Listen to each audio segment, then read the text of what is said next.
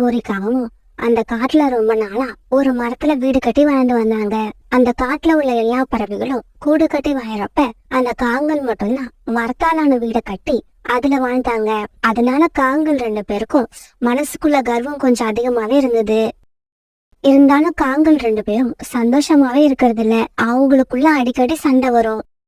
அந்த சமயத்துல அந்த காட்டுக்கு ஒரு குருவியோட ஜோடி ஒண்ணு புதுசா வந்து சேர்ந்தாங்க. அவங்க 2 பேரும் அங்க இருந்த ஒரு காஞ்சு போன மரத்துல தங்களோட கூட்டை கட்டிக்கிட்டு அதுல வாழ ஆரம்பிச்சாங்க. அந்த குருவி ஜோடி வாழறது கூட இருந்தாலும் கணவன் மனைவி 2 பேரும் ஒத்துமையா ரொம்ப சந்தோஷமா தங்களோட குடும்பத்தை நடத்தினாங்க. இது அடிக்கடி கவனிச்ச காங்கல் 2 பேரும் அந்த குருவிகள் மேல ரொம்ப பொறாமப்பட்டாங்க. காலுஜி, இந்த குருவிகள் 2 பேரும் இப்படி ஒத்துமையாவும் சந்தோஷமாவும் இருக்கிறத பார்க்க எனக்கு எரிச்சலா வருது. ஆமா கோரி, நான் கூட அவங்க 2 பேரும் எப்பவாவது சண்டை போட்டுப்பாங்க, நாம அதை சந்தோஷமா பார்க்கலாம்னு நினைச்சேன். ஆனா என்னோட ஆசை இது வரைக்கும் நிறைவேறவே இல்லை. காலுஜி, நாம 2 பேரும் என்னதான் சண்டை போட்டுக்கிட்டாலும் அடுத்தவங்களை கெடுக்கிற விஷயத்துல நம்ம 2 பேர் மூளையும் ஒரே மாதிரி வேலை செய்யுது. கோரி, இந்த குருவிகள் 2 பேரும் சண்டை போடவே மாட்டாங்கன்னு நினைக்கிறேன். அதனால இவங்களை எப்படியாவது இந்த இடத்த விட்டு விரட்டி ஆகணும். ஆமா காலுஜி, அவங்க சந்தோஷமா இருக்கிறத பார்த்து நார்மலா இருந்த பிரஷர் எனக்கு இப்ப அதிகமாயிடுச்சு. கோரி, கவலைப்படாம இரு. இந்த குருவிங்க நாளைக்கு உணவு தேட போனதுக்கு அப்புறம் அவங்க கூடு கட்டி இருக்கிற இந்த காஞ்சி போன மரத்தை வேரோட வெட்டி போட்டுடுறேன். மறுநாள் பொழுது விடிஞ்சிச்சு. ராணாஜி, சீக்கிரம் கிளம்புங்க. வானத்தை பார்த்தா மழை வர மாதிரி இருக்கு. சோனா, கவலைப்படாத. மழை வர்றதுக்கு முன்னாடி நாம கூட்டுக்கு திரும்பி வந்துடலாம். இப்படி பேசிக்கிட்ட ராணா குருவியும் சோனா குருவியும் உணவு தேட பறந்து போனாங்க. காலுஜி, சீக்கிரம், அந்த குருவிகள் 2 பேரும் உணவு தேட கிளம்பி போயிட்டாங்க. அவங்க திரும்பி வர்றதுக்குள்ள அந்த மரத்தை வெட்டி சாச்சிருங்க. கோரி இப்படி சொன்னதும் காலுக்காகவும் கோடாரியை எடுத்துக்கிட்டு அந்த காஞ்சி போட மரத்தை நோக்கி பறந்து போச்சு. இப்படி போன காலுக்காகவும் அந்த மரத்தை கோடாரியால வேக வேகமா வெட்ட ஆரம்பிச்சது. மரத்தோட உச்சியில உட்கார்ந்துருந்த கோரிக்காகவும் யாராவது வராங்களான்னு கண்காணிச்சுக்கிட்டே இருந்தது. பிறகு கொஞ்ச நேரத்துல எல்லாம் அந்த மரம் வேரோட கீழே சாஞ்சிருச்சு. இந்த சமயத்துல உணவு தேட போயிருந்த ராணா குருவியும் சோனா குருவியும் திரும்ப வந்துட்டாங்க. அவங்க கூடு கட்டி இருந்த மரம் வேரோட கீழே விழுந்து கிடக்காத பார்த்துட்டு அதிர்ச்சி ஆயிட்டாங்க. என்னங்க, இது எப்படி நடந்திருக்கும்? சோனா, மனிதர்கள் வந்து இந்த மரத்தை வெட்டி சாச்சிருப்பாங்கன்னு நினைக்கிறேன். இந்த சமயத்துல காலுக்காகவும் கோரிக்காகவும் அங்க வந்தாங்க. சோனா, நாங்க இந்த மரத்தை வெட்ட வந்த மனிதர்களை எவ்வளவோ தடுத்து பார்த்தோம். அவங்க கேட்கவே இல்ல. கடைசியா நீங்க குடியிருந்த இந்த மரத்தை வெட்டி கீழே தள்ளிட்டாங்க. ராணாஜி, இந்த மரத்தை மனிதர்கள் வெட்டி இருந்தா அவங்க கண்டிப்பா இதை எடுத்துட்டு போயிருப்பாங்க. இங்கேயே விட்டுட்டு போக மாட்டாங்க. சோனா, உன்னோட சந்தேகம் நியாயமானதுதான். இருந்தாலும் இந்த மரத்தை வெட்டினதுக்கு அப்புறம் அந்த மனிதர்களுக்கு இந்த மரத்தை பிடிக்காம போயிடுச்சு. அதனால இந்த மரத்தை இங்கேயே விட்டுட்டு நல்ல மரத்தை தேடிக்கிட்டு போயிட்டாங்க. சோனா, எது எப்படியோ நீங்க குடியிருந்த மரத்தை எப்ப யாரோ வெட்டி கீழே தள்ளனாங்களோ இதுக்கப்புறம் நீங்க இங்க இருக்கிறது நல்லது இல்ல. பேசாம இங்க இருந்து தூரமா உள்ள மரத்துல போய் கூடு கட்டிக்கிட்டு நிம்மதியா சந்தோஷமா இருங்க. ஆனா ராணா குருவியோட மூளை வேற விதமா யோசிச்சுது. சோனா, நீ இங்கேயே இரு. நான் பக்கத்து காடு வரைக்கும் போயிட்டு வந்துடுறேன். இப்படி சொல்லிட்டு ராணா குருவி பக்கத்து காட்டுக்கு பறந்து போச்சு. பிறகு சாயங்காலமா பக்கத்து காட்டுல இருந்து ராணா குருவி திரும்பி வரப்ப ஒரு மரம் வெட்டுற மிஷின் எடுத்துட்டு வந்தது.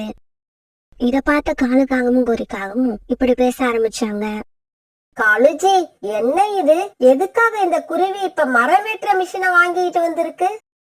கோரி, உனக்கு இது கூட தெரியல? கீழே விழுந்த மரத்தை வெட்டி விறகாக்கி அதை மார்க்கெட்ல கொண்டு போய் வித்துட்டு அந்த பணத்தை எடுத்துக்கிட்டு அப்படியே தூரமா போய் ஏதாவது ஒரு மரத்துல கூடு கட்டிப்பாங்கன்னு நினைக்கிறேன். காலுஜி, அவங்க எங்க போனா நமக்கு என்ன? நம்ம கண்ணுக்கு எதிரில இல்லாம எங்கேயாவது போனா சரிதான்.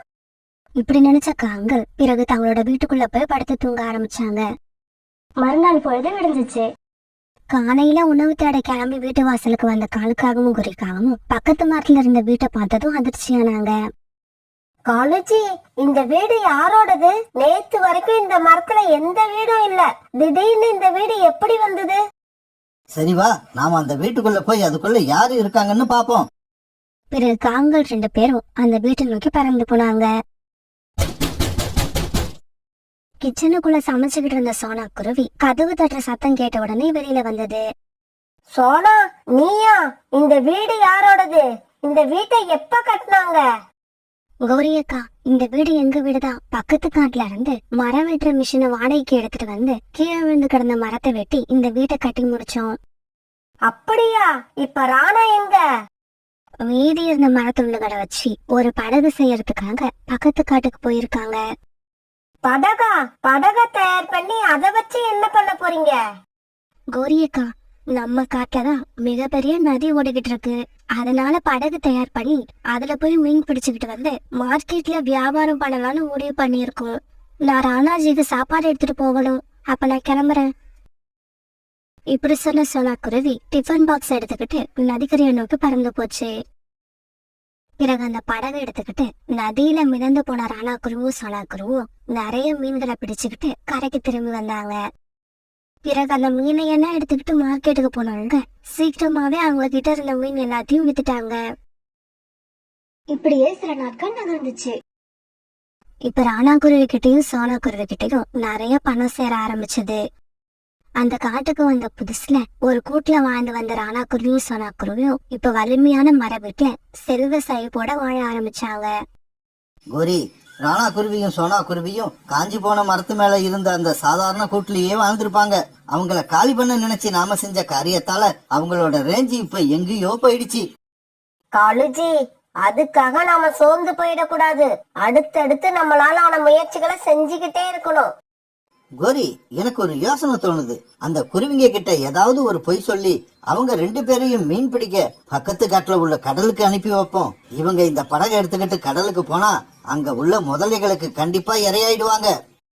காலுஜி, இது சூப்பர் ஐடியா. இத உடனே செயல்படுத்துங்க. பிறகு காலுக்காகவும் ஒரேக்காகவும் நதிக்கரையை நோக்கி பறந்து போனாங்க. அந்த சமயத்துலதான் ராணா குருவியும் சோனா குருவியும் நதியில மீன் பிடிச்சிட்டு கரைக்கு திரும்பி வந்தாங்க. ராணா, காலையில இருந்து மீன் பிடிக்கிறீங்க, ஆனா உங்க படகுல கொஞ்சம் தான் மீன் இருக்கு. கோரி, ஒரு நாள் நிறைய மீன்கள் கிடைக்கும், ஒரு நாள் கொஞ்சம் மீன்கள் கிடைக்கும். நாம தினமும் நிறைய மீன்கள் கிடைக்கும்னு எதிர்பார்க்க முடியாது. இங்க பாரு ராணா, நான் சொல்றத கேளு. பக்கத்து காட்டுல உள்ள கடலுக்கு மீன் பிடிக்க போறவங்க எல்லாம் அவங்க படகு நிறைய மீன்களோட வராங்க. காலண்ணா, எங்களுக்கு நம்ம காட்டுல இந்த நதியில கிடைக்கிற மீன்களே போதுமானதா இருக்கு. சோனா, அப்படியெல்லாம் சொல்லாத. எனக்காக ஒரே ஒரு நாள் அங்க போயிட்டு வா. ஒரு தரம் போயிட்டு வந்துட்டீன்னா அதுக்கப்புறம் தினமும் நீங்க படகை எடுத்துக்கிட்டு அங்கதான் போவீங்க. ராணாஜி, காலண்ணனும் கோரி அக்காவும் இவ்வளவு வற்புறுத்தி சொல்றதால நாளைக்கு ஒரு நாள் நம்ம பக்கத்து காட்டுல உள்ள கடலுக்கு போவோம். பிறகு மறுநாள் ராணா குருவியும் சோனா குருவியும் தங்களுடைய படகை எடுத்துக்கிட்டு பக்கத்து காட்டுல உள்ள கடல்ல மீன் பிடிக்க போனாங்க.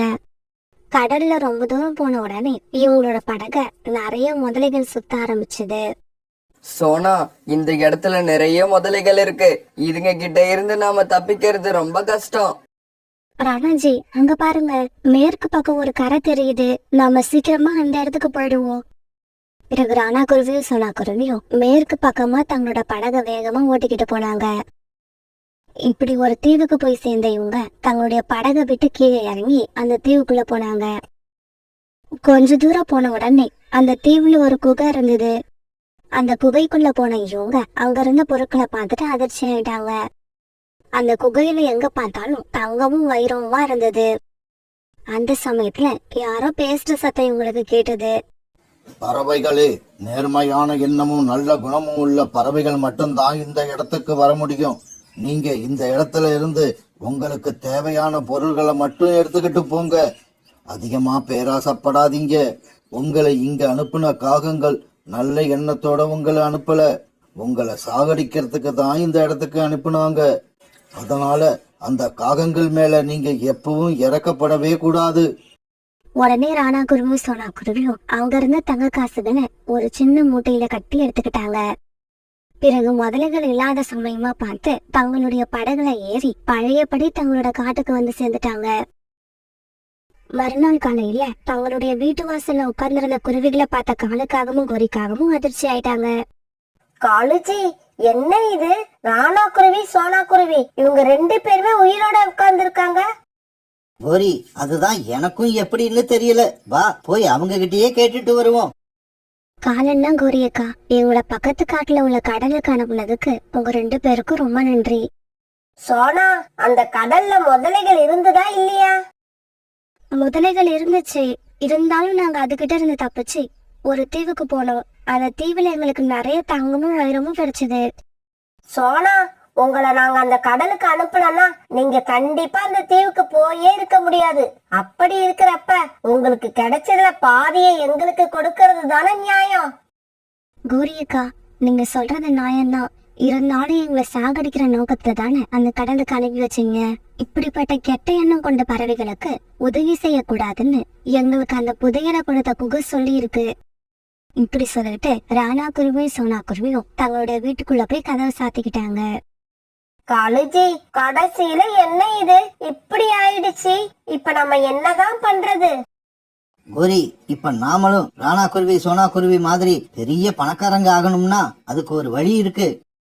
அது என்னன்னு சீக்கிரம் சொல்லுங்க. நாமளும் அந்த குருவிங்க மாதிரியே யாரையும் கெடுக்கணும்னு நினைக்காம நம்மளோட வேலையை மட்டும் பார்த்துக்கிட்டு இருந்தா ஒரு நாள் இல்ல ஒரு நாள் கண்டிப்பா முன்னுக்கு வந்துருவோம். நகரத்துல இருந்து தூரமா இருந்த ஒரு காட்டுல சோனா குருவி தன்னோட பெண் குழந்தை பியூட்டியோட வாழ்ந்து வந்தது. அந்த காட்டுல சோனா குருவிக்கு சொந்தமா ஒரு பெரிய மாமரம் இருந்தது. அதுல உள்ள மாம்பழங்களை பறிச்சு சோனா குருவி தினமும் அந்த காட்டுல வியாபாரம் பண்ணும். இப்படி வியாபாரம் பண்ணி அதுல வர பணத்துலதான் சோனா குருவி தன்னோட குடும்பத்தை ஓட்டிக்கிட்டு இருந்தது. காலங்கள் ஓட ஓட அந்த மரத்துக்கு ரொம்ப வயசாயிடுச்சு. அந்த மரம் இப்ப சுத்தமா காஞ்சு போயிடுச்சு. அதனால அந்த மரத்துல இப்ப பழங்கள் காய்க்கிறதே இல்ல. அந்த மரத்தையே நம்பி தன்னோட வாழ்க்கையை ஓட்டிட்டு இருந்த சோனா குருவிக்கு இப்ப பெரிய கவலை வந்துருச்சு. இந்த மரத்தை நம்பிதான் நானும் என் பொண்ணு பியூட்டியும் இது வரைக்கும் உயிர்வாழ்ந்தோம். இந்த மரமும் இப்ப பட்டு போயிடுச்சு. இதுக்கப்புறம் நானும் என் குழந்தையும் உணவுக்கு என்ன செய்வோம்? சோனா குருவி இப்படி சொல்லி அழுதுகிட்டு இருக்கப்ப அந்த மரம் திடீர்னு கண் வச்சு சோனா குருவிய பாத்துச்சு. பிறகு இந்த மாதிரி பேச ஆரம்பிச்சுது. இந்த பாருக்குருவியே, அழாத. பறவைகளான உங்களுக்கெல்லாம் எப்படி ஆயுட்காலம் இருக்கோ அதே மாதிரி எங்களுக்கும் ஆயுள் காலம் உண்டு. எங்களோட ஆயுள் காலம் முடிஞ்ச உடனே நாங்களும் இறந்துதான் போகணும். மரம்னா, நீங்க சொல்றது என்னால புரிஞ்சுக்க முடியுது. இருந்தாலும் இது வரைக்கும் நீங்க கொடுத்த பழங்களை வச்சு வாழ்க்கை நடத்திக்கிட்டு இருந்தேன்னா இதுக்கப்புறம் என்ன செய்ய போறேன்னு நினைச்சா என் கண்ணுல என்னையும் அறியாம கண்ணீர் வந்துருது. குருவியே, கவலைப்படாத. இப்பவும் உனக்கு என்னால உதவ முடியும். இவ்வளவு நாள் நான் கொடுத்த பழங்களால நீ உன்னோட வாழ்க்கைய நடத்தின. இப்ப என்கிட்ட உனக்கு கொடுக்கறதுக்கு பழங்கள் இல்ல, ஆனா என்னோட உடம்பு இருக்கு. என்னோட உடம்ப வெட்டி ஒரு படகை தயார் பண்ணு.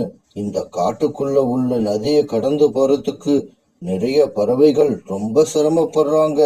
அதனால நீ படகை தயார் பண்ணுனீன்னா நதியை கடந்து போறதுக்கு நிறைய பறவைகள் உன்னோட படகுல ஏறுவாங்க. உனக்கும் நல்ல வருமானம் கிடைக்கும். கடைசி நேரத்துல கூட எனக்கு எப்படி உதவ முடியும்னு நினைக்கிறவங்களுக்கு எப்படி நன்றி சொல்றதுன்னே தெரியல. இப்படி சொல்லிட்டு சோனா குருவி கோடாரி எடுக்கிறதுக்காக வீட்டுக்கு போச்சு. அம்மா, நானும் உங்க கூட வந்து மரம் வெட்டதுல உங்களுக்கு உதவி பண்றேன். பியூட்டி, நீ சின்ன குழந்தை. நீ நினைக்கிற மாதிரி அம்மாவுக்கு உதவியும் நான் இருக்கு. நீ என் கூட வா. ஆனா எனக்கு நீ எந்த உதவியும் பண்ண வேண்டாம். வந்து உட்காந்து அம்மா எப்படி வேலை பாக்குறேன்னு வேடிக்கை பாரு. இப்படி மறுபடியும் அந்த மரத்துக்கிட்ட போன சோனா குருவி எடுத்துட்டு போன கோடாரியால அந்த மரத்தை வெட்ட ஆரம்பிச்சிச்சு. 2 நாள்ல அந்த மரத்தை வச்சு ரொம்பவும் அழகா ஒரு படகை தயார் பண்ணுச்சு. முதல் முறையா தங்களோட காட்டுல படகை பார்த்த எல்லா பறவைகளும் அந்த படகுல சவாரி செய்ய போட்டி போட்டாங்க. சோனா குருவி சென்னைக்கு பொழுது ரொம்பவும் நல்லாவே போச்சு. தன்னுடைய படகுக்கு இவ்வளவு வரவேற்பு கிடைக்கும்னு சோனா குருவி கூட நினைக்கவே இல்லை. சாயங்காலம் வரைக்கும் இப்படி தொடர்ந்து இக்கரையில இருந்த பறவைகளை அக்கறைக்கும் அக்கறையில இருந்த பறவைகளை இக்கரைக்கும் கொண்டு போய் விட்டுக்கிட்டு இருந்த சோனா குருவி இருட்ட ஆரம்பிச்ச உடனே தன்னோட வீட்டுக்கு போச்சு. வீட்டுக்கு போன உடனே சோனா குருவி இன்னைக்கு தனக்கு கிடைச்ச பணத்தை எண்ணி பார்த்தது. அதுல மொத்தமா 1000 ரூபாய் இருந்தது. அதை பார்த்து சோனா குருவியும் பியூட்டியும் ரொம்ப சந்தோஷப்பட்டாங்க. இப்படியே சில நாட்கள் நகர்ந்துச்சு. ஆரம்பத்துல உடஞ்சு போன வீட்டுல குடியிருந்த சோனா குருவி இப்ப தனக்காக ஒரு புது வீடை கட்டி இருந்தது. சோனா குருவியோட இந்த வளர்ச்சியை பார்த்த காட்டுல உள்ள எல்லா பறவைகளும் ரொம்ப சந்தோஷப்பட்டாங்க. இருந்தாலும் சோனா குருவிய வளர்ச்சியை பார்த்து காலுக்காகவும் குறிக்காகவும் வழக்கம் போல பொறாமப்பட ஆரம்பிச்சாங்க. காலுஜி, சோனா குருவிக்கு வந்த வாழ்க்கைய பாத்தீங்களா? பழம் வாங்கலையா பழம். பழம் வாங்கலையா பழம். இப்படி தினமும் தெரு தெருவா சுத்திக்கிட்டு இருந்த சோனா குருவி சொந்த வீடு வாங்கிடுச்சு, நிறைய பணம் சம்பாதிச்சிருச்சு. போற போக்க பார்த்தா இந்த காட்டுலயே பெரிய பணக்காரியா ஆயிடும் போல இருக்கு. கோரி, நாம இருக்கிறப்ப அப்படியெல்லாம் நடக்க விட்டுருவோமா என்ன? காலுஜி, உங்ககிட்ட பிடிச்ச விஷயமே எனக்கு இதுதான். நான் சொல்ல வந்ததை கரெக்டா புரிஞ்சுப்பீங்க. சோனா பழையபடி பணத்துக்கு திண்டாடணும், அத நான் பார்க்கணும். கோரி, சோனா அது பொண்ணு பியூட்டி, 2 பேரையும் சாகடிச்சிட்டோம்னா அவங்க சொத்து எல்லாத்தையும் நாம அபகரிச்சுக்கலாம். காலுஜி, அவங்கள சாகடிக்கிறது முக்கியம் இல்ல, அவங்கள சாகடிச்சது நாம தான் யாருக்கும் சந்தேகம் வரக்கூடாது. அந்த மாதிரி ஐடியா பண்ணுங்க. காலுக்காகவும் கோரிக்காகவும் இப்படி பேசிக்கிட்டு இருக்கும்போது அங்க சோனா குருவி தான் பொண்ணு பியூட்டி கூட வந்தது. என்ன சோனா, இந்த காட்டுலயே பெரிய பணக்கார பறவை ஆயிட்ட. முன்னாடி மாம்பழத்தை தலையில தூக்கிக்கிட்டு தெரு தெருவா கத்துனது ஞாபகம் இருக்கா இல்லையா? கோரியக்கா, நான் பண்ற தொழில் தான் மாறி இருக்கு. நானும் மாறல, என்னோட மனசும் மாறல. அது எப்பவுமே மாறாது. சோனா, உன்னோட படகுல நாங்க இன்னும் ஏறினதே இல்ல. நாளைக்கு கண்டிப்பா வருவோம். காலண்ணா, நாளைக்கு வராதீங்க. நாளைக்கு நானும் பியூட்டியும் கடல் கடந்து எங்க அம்மா வீட்டுக்கு போறோம். அதனால நீங்க நாளைக்கு மறுநாள் வாங்க. இப்படி சொன்ன சோனா குருவி பிறகு அங்க இருந்து பறந்து போயிடுச்சு. காலுக்காகவும் கோரிக்காகவும் தங்களுடைய வீட்டு வாசல்ல உட்காந்துருக்கப்ப பக்கத்து காட்டுல இருந்து ஒரு பறவை பறந்து வந்தது. காகங்களே, இந்த காட்டுக்கான வானிலை அறிக்கையை சொல்றதுக்காக நான் பக்கத்து காட்டுல இருந்து வரேன். அப்படியா? வானிலை அறிக்கையா? என்ன செய்தி கொண்டு வந்திருக்கீங்க? இங்க பாருங்க, இந்த காட்டுல இப்ப ஒரு பறவை புதுசா படகு வச்சிருக்குன்னு கேள்விப்பட்டேன். நாளைக்கு கடற்கரை பக்கம் படகு எடுத்துக்கிட்டு யாரும் போக கூடாது. ஏன்னா நடுக்கடல்ல புயல் அடிக்க போறதா எங்களுக்கு தகவல் வந்திருக்கு. அது யாருன்னு சொல்லுங்க, இந்த விஷயத்த அவங்க கிட்ட சொல்லணும். சோனா குருவியோட வீடு காலுக்காவும் வீட்டுக்கு பக்கத்துலதான் இருந்தது. இருந்தாலும் இந்த விஷயம் சோனா குருவிக்கு தெரியாதுன்னு நினைச்ச காலுக்காவும் இப்படி பேச ஆரம்பிச்சது. இங்க பாருங்க, இந்த காட்டுல படகு வச்சிருக்கிறது ஒரே பறவை தான். அது பேரு சோனா குருவி. அதோட வீடு இங்க இல்ல, இங்க இருந்து ரொம்ப தூரத்துல இருக்கு. இப்ப எங்களுக்கு அந்த பக்கம் போற வேலை இருக்கு. அதனால அந்த பறவை கிட்ட இந்த செய்தியை நாங்க போய் சொல்லிக்கிறோம். நீங்க உங்க காட்டுக்கு கிளம்புங்க. காலுக்காக இப்படி சொன்ன உடனே வானிலை அறிவிப்பு சொல்ல வந்த பறவை தன்னோட காட்டுக்கு திரும்பி போயிடுச்சு.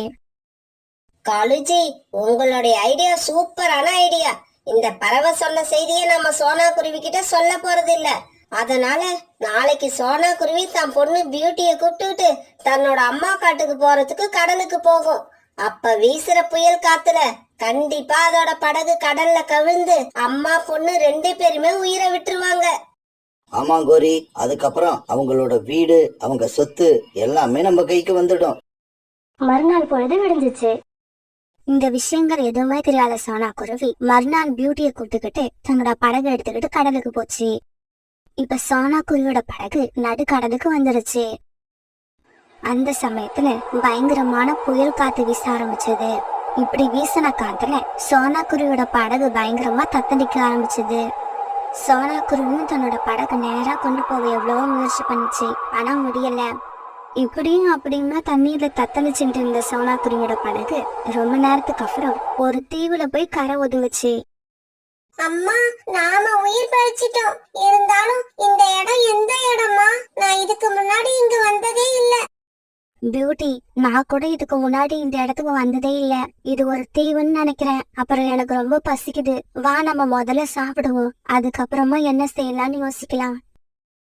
இப்படி பேசிக்கிட்டு சோனா குருவியும் பியூட்டியும் பிறகு படகுல இருந்த டிஃபன் பாக்ஸ் எடுத்து 2 பேரும் சாப்பிட ஆரம்பிச்சாங்க. பிறகு இப்படி சாப்பாடை சாப்பிட்டு முடிச்ச பியூட்டி தன்னோட அம்மா கிட்ட இப்படி சொல்லுச்சு. அம்மா, அங்க பாருங்க, அங்க உள்ள செடிகள்ல ஏதோ ஜொலிக்குது. வாங்க, அது என்னன்னு போய் பாப்போம். பிறகு சோனா குருவியும் பியூட்டியும் அந்த செடிகள் இருந்த இடத்துக்கு பறந்து போனாங்க. என்ன ஆச்சரியம், அங்க உள்ள செடிகள்ல தங்க ஆப்பிள் காய்ச்சி துவைக்கிட்டு இருந்தது. பியூட்டி, இது எல்லாமே சாதாரண ஆப்பிள் இல்ல, தங்க ஆப்பிள்கள். எனக்கு என்னமோ இதுக்கு முன்னாடி இந்த தீவுக்கு யாருமே வந்ததுன்னு நினைக்கிறேன். அம்மா, இந்த ரகசியமான தீவுக்கு நாம தான் முதல்ல வந்திருக்கோம்னு நினைக்கும் போது ரொம்ப சந்தோஷமா இருக்கு. பிறகு சோனா குருவியும் பியூட்டியும் நிறைய தங்க ஆப்பிள்களை பறிச்சு தங்களுடைய படகுல வச்சுக்கிட்டாங்க. இப்படி தங்க ஆப்பிள்களை எடுத்துக்கிட்ட சோனா குருவியும் பியூட்டியும் தங்களுடைய காட்டுக்கு திரும்பி வந்தாங்க. அந்த தங்க ஆப்பிள்களை அங்க உள்ள ஒரு நகை கடையில வித்து பணமாக்குனாங்க. பிறகு இந்த பணத்தை வச்சு தங்களுக்குன்னு ஒரு பிரம்மாண்டமான வீடை கட்டிக்கிட்டாங்க. இப்ப சோனா குருவி வீட்டையும் முன்னாடி இருந்ததை விட பெரிய பணக்காரங்களா மாறிட்டாங்க. இந்த விஷயம் கொஞ்சம் கொஞ்சமா காங்களோட காதுக்கும் போய் சேர்ந்தது. காளிஜி, உங்களோட ஐடியாவை எல்லாம் தூக்கி குப்பையில போடுங்க.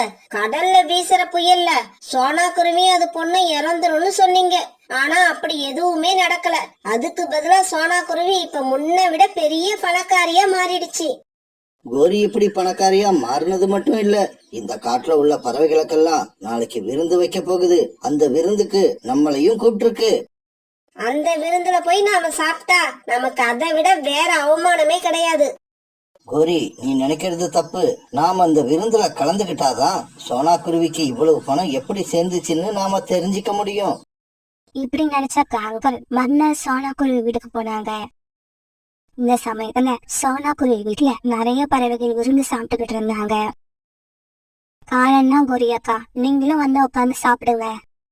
சோனா, நாங்க ஒரு கேள்வி கேட்போம், அதுக்கு நீ சரியான பதில சொன்னாதான் நாங்க சாப்பிடுவோம். என்ன கேள்வி கேட்க போறீங்க? சோனா, இவ்வளவு பெரிய வீடு கட்டுற அளவுக்கு உனக்கு திடீர்னு பணம் எப்படி வந்தது? உடனே சோனா குருவி நடந்தது எல்லாத்தையும் காங்கள் கிட்ட சொல்லுச்சு.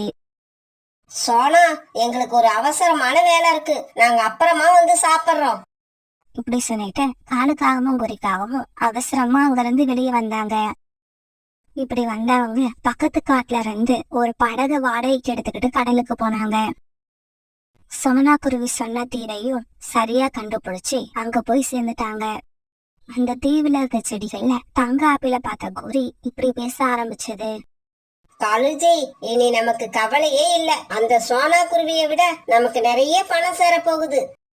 இப்படி பேசிக்கிட்ட காலுக்காகவும் ஒரிக்காகவும் பிறகு நிறைய தங்க ஆப்பிள்களை பறிச்சுட்டு வந்து தங்களோட படகுல வைக்க ஆரம்பிச்சாங்க. கொஞ்ச நேரத்திலேயே அந்த படகு பூரா தங்க ஆப்பிள்களால நிரம்பி வழிஞ்சிச்சு. இப்படி அங்க இருந்த எல்லா தங்க ஆப்பிள்களையும் எடுத்துக்கிட்ட காலுக்காகவும் ஒரிக்காகவும் பிறகு தங்களோட காட்டுக்கு திரும்ப ஆரம்பிச்சாங்க. கொஞ்சம் தூரம் தான் வந்திருப்பாங்க. அந்த படகுல நிறைய தங்க ஆப்பிள்கள் இருந்ததால அந்த படகு தடுமாற ஆரம்பிச்சது. கோரி, படகு தடுமாறுறத பார்த்தா எனக்கு என்னவோ பயமா இருக்கு. கொஞ்சம் தங்க ஆப்பிள்களை எடுத்து நாம கடலுக்குள்ள போட்டுருவோம். காளிஜி, உங்களுக்கு என்ன பைத்தியமா பிடிச்சிருக்கு? தங்க ஆப்பிள கடலுக்குள்ள போடுறதா? வேணும்னா நீங்க கடல்ல குதிச்சிருங்க. ஆனா இந்த ஆப்பிள்ல ஒரு ஆப்பிள இழக்க கூட நான் தயாரா இல்ல. கோரிக்காவும் இப்படி பேசிக்கிட்டு இருக்கப்பவே ஆப்பிள்களோட எடைய தாங்க முடியாத அந்த படகு தண்ணீர்ல மூழ்கிடுச்சு. பேராசை பிடிச்ச காலுக்காகவும் குறிக்காகவும் அந்த தங்க ஆப்பிள்களோட தண்ணீர்ல மூழ்கி இறந்து போயிட்டாங்க.